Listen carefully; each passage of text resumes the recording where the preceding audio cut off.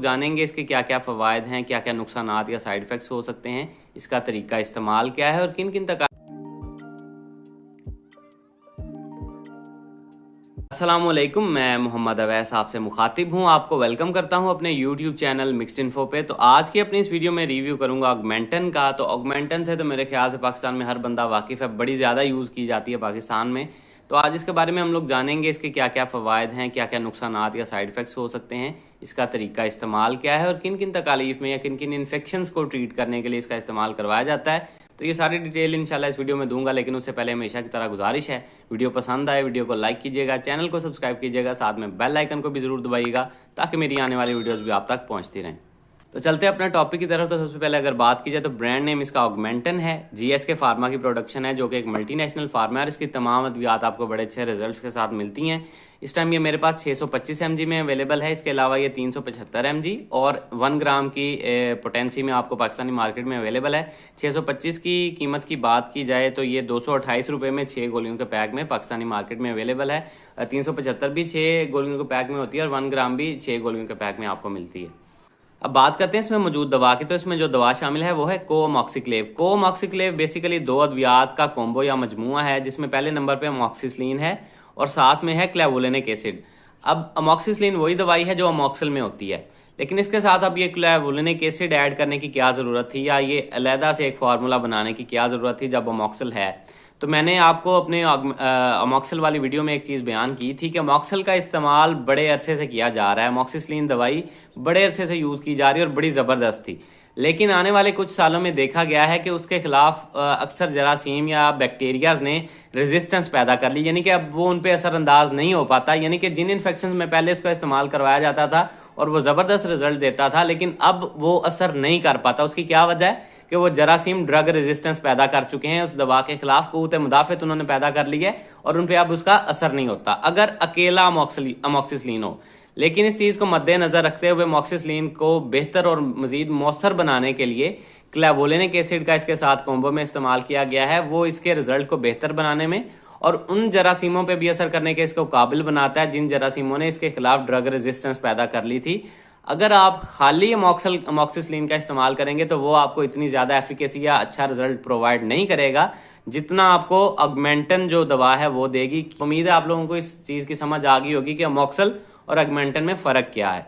बात करते हैं कि किन किन इन्फेक्शंस में इसका इस्तेमाल करवाया जाता है। तो सबसे पहले रेस्पिरेटरी ट्रैक्ट इन्फेक्शन, यानी कि आपके निज़ाम तनफ़्फ़ुस यानी कि सांस लेने का जो निज़ाम है, जिसमें आपका नाक है, नाक में अगर कोई इन्फेक्शन हो जाती है, उसमें कोई फोड़ा फिंसी या एब्सेस बन जाती है रेशे वाली, उसमें इसका इस्तेमाल करवाया जाता है। उसके अलावा अगर आपके गले में कोई इन्फेक्शन हो जाए जिसमें टॉन्सिलाइटिस टॉन्सल्स का इशू हो सकता है, उसमें इसका इस्तेमाल करवाया जाता है। उसके अलावा आपके फेरेंक्स में फ्रेंजाइटिस जिसको हम बोलते हैं, उसमें कोई इन्फेक्शन हो जाए, उसमें इसका इस्तेमाल करवाया जाता है। उसके अलावा ब्रोंकाइटिस, आपकी सांस की नालियों में इन्फेक्शन हो जाती है ब्रोंकाइज में, तो उनमें इसका इस्तेमाल करवाया जाता है। उसके अलावा निमोनिया में इसका इस्तेमाल करवाया जाता है जो कि आपके फेफड़ों और सांस की नालियों को मुतासिर करता है, उसमें इसका इस्तेमाल करवाया जाता है। उसके अलावा इसका इस्तेमाल अगर आपके फेफड़ों में कोई एब्सेस रेशे वाली कोई गिल्टी वगैरह फोड़ा सा बन गया है तो उसमें भी इसका इस्तेमाल करवाया जाता है। उसके अलावा इसका इस्तेमाल ओटाइटिस मीडिया यानी कि आपके कान के इन्फेक्शन में भी किया जाता है। अगर आपको नाक कान गले में अगर कोई इन्फेक्शन हो तो बाज़ का वो कान की तरफ भी बढ़ जाता है नाक या गले से, तो उसमें भी इसका इस्तेमाल करवाया जाता है। उसके अलावा साइनसिस का कोई इन्फेक्शन, ये जो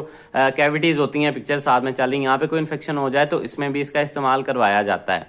अब आ जाती है बारी यूटीआई, यूरिनरी ट्रैक्ट इन्फेक्शन, यानी कि पेशाब के रास्ते का इन्फेक्शन, जिसमें आपके गुर्दे का कोई इन्फेक्शन हो सकता है, पेशाब की नाली यूरेटस जो गुर्दों से मसाने की तरफ जाती है उसका कोई इन्फेक्शन हो सकता है। उसके अलावा आपके मसाने का ब्लेडर का कोई इन्फेक्शन हो सकता है। उसके अलावा यूरेथ्रा यानी कि मसाने से आगे पेशाब खारिज करने की जो जगह है, जो रास्ता है, उसका कोई इन्फेक्शन हो सकता है, उसमें इसका इस्तेमाल करवाया जाता है।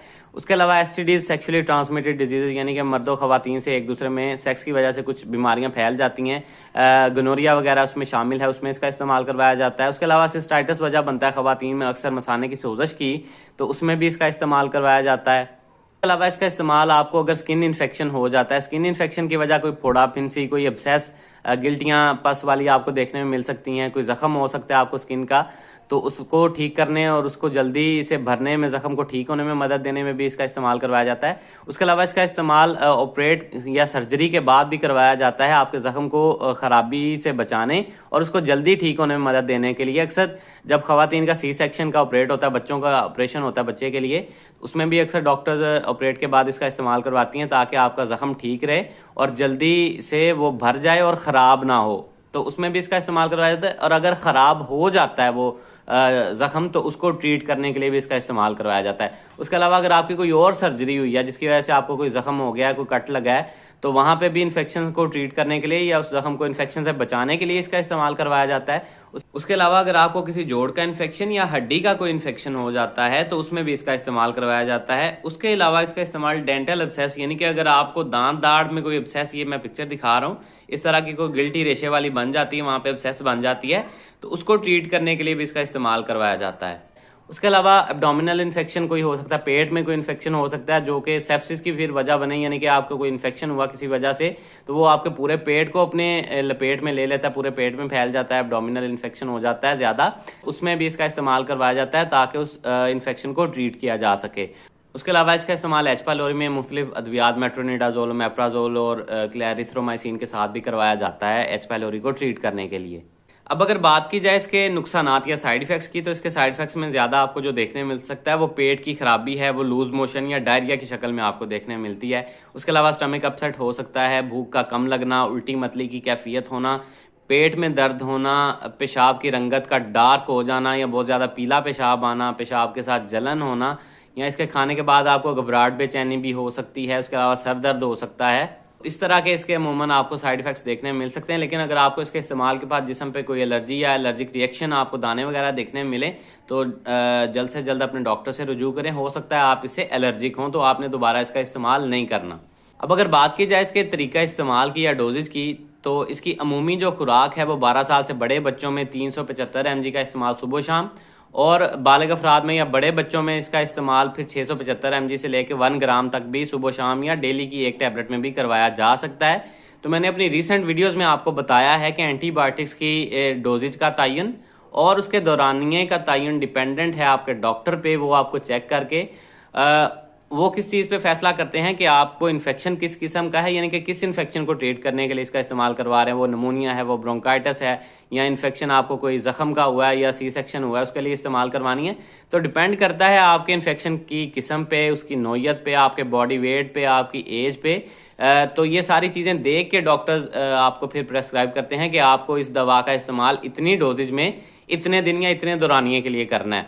तो उम्मीद है आप लोगों को इस चीज़ की समझ आ गई होगी कि खुद से आप एंटीबायोटिक्स का इस्तेमाल ना करें, क्योंकि आपको ना इसकी डोजेज का पता होगा, ना इसके दौरानिए का पता होगा कि आपने कितनी देर इस इन्फेक्शन के लिए खाना है। तो काइंडली बगैर डॉक्टर के मशवरे के इनका इस्तेमाल ना किया करें। उम्मीद है आप लोगों को वीडियो पसंद आई होगी। वीडियो पसंद आई है, वीडियो को लाइक कीजिएगा, चैनल को सब्सक्राइब कीजिएगा। अल्लाह हाफिज़।